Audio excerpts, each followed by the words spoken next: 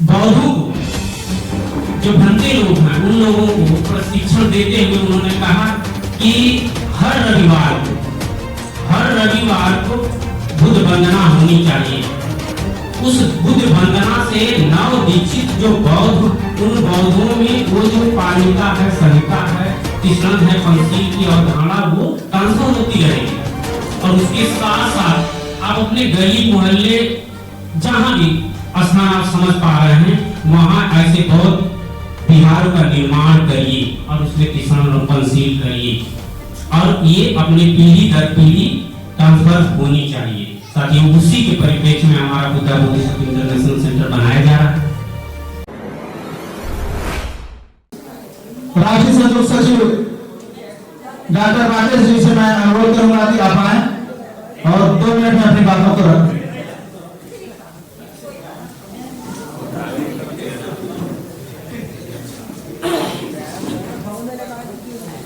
बहुत बहुत साधुवाद, धन्यवाद परमानंद अशोक प्रबुद्ध सर।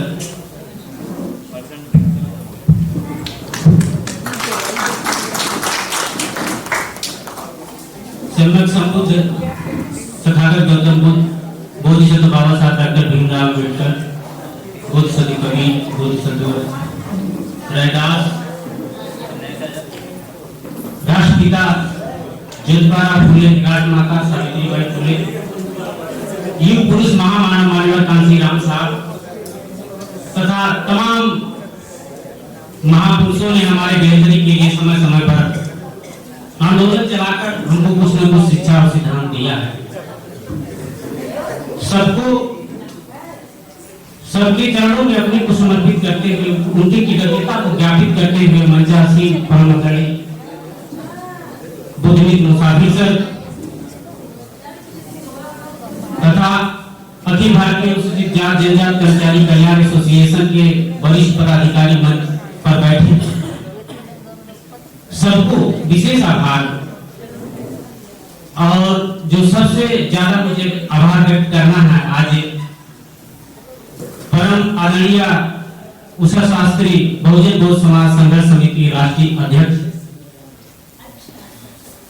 इनके सौजन्य से बहुत बड़ा आज कार्यक्रम आयोजित भी हो रहा है। तो मुझे लग रहा है कि उसके नेपथ्य में, परिप्रेक्ष्य में देखा जाए तो बहुजन बौद्ध समाज संघर्ष समिति द्वारा जो बुद्धा बोधिसत्व इंटरनेशनल सेंटर बनाया जा रहा है, उसी के परिप्रेक्ष्य में है। तो मैं बहुत आभार व्यक्त करते हुए आप सभी लोगों को हृदय की गहराई से साधुवाद करते हुए मैं उद्धार जरूर करता हूँ। साथियों, अभी तक जो भी बातें हुई हैं, 2 मिनट लूंगा। बहुत ही खूबसूरत विषय वस्तु है। मुझे लग रहा है कि कुछ लोगों को असंतोष रहा होगा। बोधिसत्व बाबा साहब डॉक्टर भीमराव अम्बेडकर के अनुसार संवैधानिक अधिकार और सामाजिक, राजनीतिक, आर्थिक, धार्मिक के सशक्तिकरण में शिक्षा की भूमिका और हम सबका दायित्व। साथियों, इसको सार में एकदम जो धरातल पे आप सुनना चाहते थे कि अनुसार जो शब्द है, जरा इसको समझिए कि अनुसार जो शब्द है उसको दर्शन कहा जाता है, था और विचारधारा कहा जाता है। बाबा साहब के अनुसार है, अनुसार माने उनका विचार, उनकी नजरिया, उनका दर्शन, उनके अनुसार संवैधानिक जो दृष्टिकोण है, उसके सशक्तिकरण में शिक्षा की क्या भूमिका है। डायरेक्ट आप शिक्षा की भूमिका पे आइए। बाबा साहब के अनुसार शिक्षा क्या है, ये मुझे समझना था। साथियों, जो दर्शन है, जो विचारधारा है, ये अनुसार जो शब्द है उसको मैं आप लोगों को बता दूं कि विचारधारा को जानने के लिए, दर्शन को जानने के लिए उसके 2 आयाम होते हैं। एक तो स्वयं व्यक्ति ने कहा, आपने सुना होगा परमाचार्य बुद्धविद मुसाफिर सर को कि बाबा साहब ने कहा था, बहुत जोर दे के शब्द को कहते। विवेचन के 2 दृष्टिकोण हैं। एक तो स्वयं व्यक्ति ने क्या कहा था, इसके अलावा दूसरा जो आयाम है, उनके विचारधारा, उनके शिक्षा सिद्धांत, उनके लेख में अंतर ग्रंथित दर्शन की जो ध्वनियां हैं, वो विचारधारा होती है। विचारधारा जब जन साधारण में एक अवधारणा की रूप ले ले तो विचारधारा उनके अनुसार हो गया। के अनुसार की बात हो रही है। बाबा साहब के अनुसार शिक्षा क्या है? अब मैं शिक्षा पे आ जाऊं साथियों। जो शिक्षा है, मैं एक शब्दों में कह दूं कि बाबा साहब का जो मिशन था,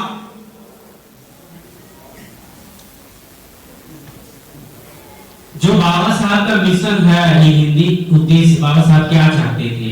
हम अखिल भारतीय अनुसूचित जाति जनजाति कर्मचारी कल्याण एसोसिएशन ने कुछ नया नहीं सोचा, हमारा भी मिशन वही है जो बाबा साहब का मिशन था। कोई अवाजता का उद्देश्य पूछ ले कि अवाजता का क्या उद्देश्य है, हम यही बताते कि जो बाबा साहब का उद्देश्य था वही हमारा उद्देश्य है। बहुत बढ़िया। अब उद्देश्य समझ लीजिए क्या बाबा साहब का मिशन क्या था। मैं शिक्षा पर बात रखने जा रहा हूं। उद्देश्य जो था, इस भारत में जो डिफरेंस क्लास हक वंचित समाज के लोग थे, एससी एसटी ओबीसी माइनॉरिटी, जो भी हक वंचित समाज की आप समझ पा रहे हैं, बहुजन समाज जिसको कहा जाता है, उनको हुक्मरान बनाना, समता स्वतंत्रता न्याय बंधुता पर आधारित सामाजिक संरचना की स्थापना करना, जिसे सार्वजनिक बुद्धिज्म कहा जाता है, बौद्ध धर्म की स्थापना, यही तो मिशन था साथियों। मैं बताऊं यही शिक्षा है, जो मिशन है वही शिक्षा है। अब बाबा साहब की अंतिम धम्म संदेश यात्रा की तरफ मैं आप लोगों को ले जाऊंगी। 24 नवंबर 1956 से लेकर 28 नवंबर 1956 के बीच में बाबा साहब ने सारनाथ में एक स्पीच दिया था। 27 नवंबर 1956 को वो कह रहे हैं कि सही ज्ञान की अवधारणा की तरफ जाइए, स्कूल कॉलेज को जाइए, निर्धारित विषय वस्तुओं का अध्ययन करिए, history polity geography economic general math science का अध्ययन करिए, उसके साथ साथ इस सारनाथ के वातावरण से परिचित हो जाए। बहुजन महापुरुषों के आंदोलनों को समझिए। आप मैथ पढ़ के इंजीनियर जब बन गए हैं तो आप नैतिक पूर्ण मूल्यों को नहीं समझ पाए जो तथागत बुद्ध के पास था। करुणा, मैत्री, प्रेम, दया, शांति, समता, स्वतंत्रता, न्याय, बंधुता, ये सब चीजें नहीं समझ पाए। और जब आप history polity geography economic general math science पढ़ रहे थे तो ये सब्जेक्ट नहीं था, उसके लिए पढ़ना था, हम नहीं पढ़े, इसीलिए हम आज उस मोमेंट से हट के अपने आप को डॉक्टर, इंजीनियर, मास्टर समझ के हम कभी बुद्धिज्म की तरफ जुड़े ही नहीं। जबकि उस बुद्धिज्म के बदौलत ही, मैं एक लाइन में बता दूं, आज बुद्धिज्म के बदौलत ही आपका प्रतिनिधित्व आरक्षण है। कम्युनल व्यवहार की हिंदी क्या होती है? संप्रदाय है ना। कोई कहां धरकार यादव जमार मौर्य की वजह से आपको आरक्षण मिला। साथियों उसको समझना, जो शिक्षा है वो हुक्मरान बनने में है। बाबा साहब कह रहे हैं, अब आप देख लीजिए, बाबा साहब ही नहीं कर रहे हैं, जितने महापुरुष है सब यही बात कह रहे हैं। अब मैं आप लोगों को बताऊं जो हुक्मरान बनने की बात है। बाबा साहब को आप लोगों ने सुना है,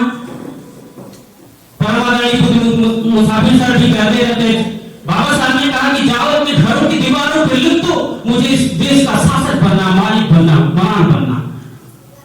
बाबा साहब अभी सर कह रहे थे, इससे पहले अपने स्पीच में कह रहे थे मानवर कांसीराम साहब की बात।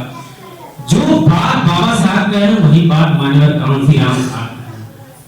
जब हमारे समाज के लोग प्रताड़ित हुए, उन्हें न्याय नहीं मिल रहा था, तो मानवर कांसीराम साहब उसी हुक्मरान की बात को कहा, उसी शिक्षा सिद्धांत को आगे बढ़ाया जाए। तुम्हें न्याय चाहिए। हमारा समाज परेशान था, हमारे समाज के साथ तमाम शोषण, अत्याचार, उत्पीड़न हो रहा। आज वर्तमान भारत में देख लीजिए, FIR दर्ज नहीं होती। परेशानी के समय उन्होंने मंत्र दिया, तुम्हें न्याय चाहिए, तुम्हें हुक्मरान बनना होगा।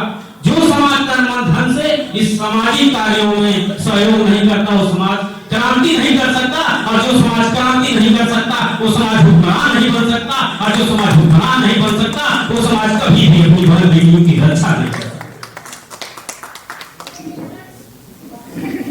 साथियों शिक्षा और सिद्धांत तो सब एक ही है। तथागत बुद्ध के यहाँ से समता, स्वतंत्रता, न्याय, बंधुता आ रहा है, और वो बाबा साहब ने कहा, मानवर साहब ने कहा। मैं इन लोगों से पहले लगभग 300 वर्ष 400 वर्ष पहले चला जाऊं, बोधिसत्व रैदास क्या कहा है, चाहूं ऐसा राज में जहां मिले सबन को अन्न, छोट बड़ो सब सम बसै रैदास रहे प्रसन्न। सब महापुरुषों की जो शिक्षा एक ही है, और शिक्षा को समझिए। शिक्षा को केवल हिस्ट्री पॉलिटी ज्योग्राफी इकोनॉमिक्स तक हम सीमित रहे, इसलिए समस्या आ गई। शिक्षा जो है आज बुद्धा बोधिसत्व इंटरनेशनल सेंटर क्यों बनाया जा रहा है? जिस विचारधारा की मैं बात कर रहा था ना, तमाम हमारे महापुरुष हैं, हम लोग कहते हैं कि हमारे महापुरुषों ने कौन पीएचडी किए, कौन एकेडमिक पढ़ाई किए थे? नदी मूल्यों पर उन्होंने काम किया था। लेकिन साथियों आज समझ लीजिए उन महापुरुषों का जो विचारधारा है उसको यदि समग्र और सार में लाना चाहेंगे तो बाबा साहब को पढ़ लीजिए। और बाबा साहब पीएचडी थे, कई विषयों में पीएचडी थे। मुझे नहीं लगता कि ये पीएचडी नहीं रहे होते तो आज आपको इतना बेहतर चीज दे पाते। भारत में तमाम हमारे विचारधारा को हटा दिया गया था, डिलीट मार दिया गया था, समाप्त कर दिया गया। लेकिन बाबा साहब का जो दर्शन, जो विचार अम्बेडकरवाद जो ना बुद्धवाद से जुड़ा हुआ अंतरराष्ट्रीय दर्शन विचारधारा कहाँ मिटा ले जाओगे? कैलिफोर्निया विश्वविद्यालय से हटा दोगे? ये इन विचारधारा को हटाने, मैं ये केवल यहाँ कहना चाह रहा हूँ कि इन एकेडमिक चीजों का भी महत्व है। बाबा साहब इतने एकेडमिक नहीं होते तो शायद उस विषय वस्तु को नहीं जान पाते। और मैं आप लोगों को याद दिला दूं, अखिल भारतीय अनुसूचित जाति जनजाति कर्मचारी कल्याण एसोसिएशन जो कर्मचारियों का संगठन है, इससे पहले माननीय कांसीराम साहब यहाँ चले जाइए, जो वाम से था, वो अधिकारी कर्मचारियों का ही संगठन था। पूरे देश में हुक्मरान बनने की यदि किसी ने बात बताए तो अधिकारी कर्मचारियों का संगठन बताया। आज वर्तमान भारत में अखिल भारतीय अनुसूचित जाति जनजाति कर्मचारी कल्याण एसोसिएशन की जो अनूठी देन है, अनूठी खोज है, हम हिंदुओं से अलग हैं। ये पहला खोजा है। बाबा साहब की संपूर्ण वांग्मय में तो है, लेकिन एकेडमिक व्यक्ति पढ़ेगा नहीं और जाके बताएगा नहीं तो आम आदमी जानेगा क्या? सदैव समझना है। और बाबा साहब ने हमको हक अधिकार जो दिया, जिसके बदौलत आज हम मास्टर, डॉक्टर, इंजीनियर, प्रोफेसर बने बैठे हैं। फ्री बैक टू सोसाइटी करना था तो ये एकेडमिक जो भी चीजें हैं इसको हमको जाके वहां तक बताना है। इन महापुरुषों के साथ साथ एकेडमिक का भी ध्यान रखना है, उस एकेडमिक के साथ साथ सामाजिक का भी ध्यान रखना है। साथियों इन्हीं सब बातों के साथ मैं एक बात और रखना चाहूंगा कि बाबा साहब ने जो ये बुद्धा बोधिसत्व इंटरनेशनल सेंटर के परिप्रेक्ष्य में बाबा साहब ने अंतिम सारनाथ में ही उसी बात को रखा था कि आप बौद्धों को, जो भंते लोग हैं, उन लोगों को प्रशिक्षण देते हुए उन्होंने कहा कि हर रविवार को बुद्ध वंदना होनी चाहिए। उस बुद्ध वंदना से नव दीक्षित जो बौद्ध, उन बौद्धों में वो जो पारमिता है, सभ्यता है, तिसरण है, पंचशील की अवधारणा वो ट्रांसफर होती रहेगी। और उसके साथ साथ आप अपने गली मोहल्ले जहां भी स्थान आप समझ पा रहे हैं वहां ऐसे बौद्ध बिहारों का निर्माण करिए और उसमें तिसरण और पंचशील करिए, और ये अपने पीढ़ी दर पीढ़ी ट्रांसफर होनी चाहिए। साथियों उसी के परिप्रेक्ष्य में हमारा बुद्धा बोधिसत्व इंटरनेशनल सेंटर बनाया जा रहा है।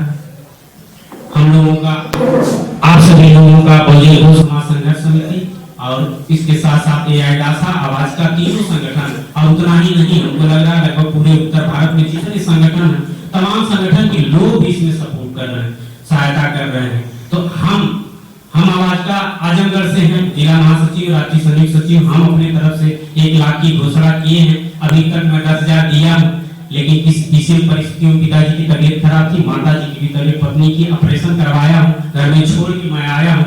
फिर भी मैं समझ रहा हूँ कि जितना मुझे पत्नी को बचाना है उससे ज्यादा माननीय कांसीराम साहब ने कहा था कि अपनी बहन बेटियों की इज्जत से भी ज्यादा समझना इस मिशन को, इस वोट के अधिकार को, इस मिशन को उससे ज्यादा समझना। मैं समझता हूँ, मैं योगदान दूंगा। इसी योगदान के साथ मैं अपनी वाणी को विराम दूं। पुनः आप लोगों को हृदय की गहराई से बहुत बहुत साधुवाद, धन्यवाद।